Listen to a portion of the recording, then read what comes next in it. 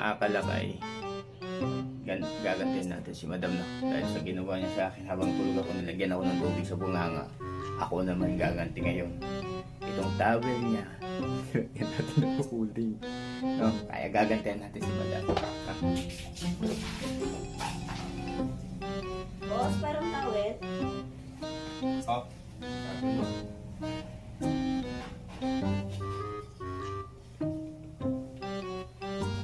A few moments later. Pagka ito binigay mo sa akin.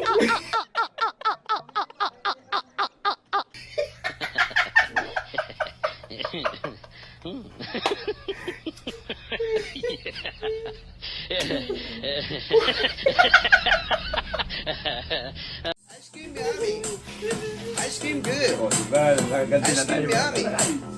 Ice cream good.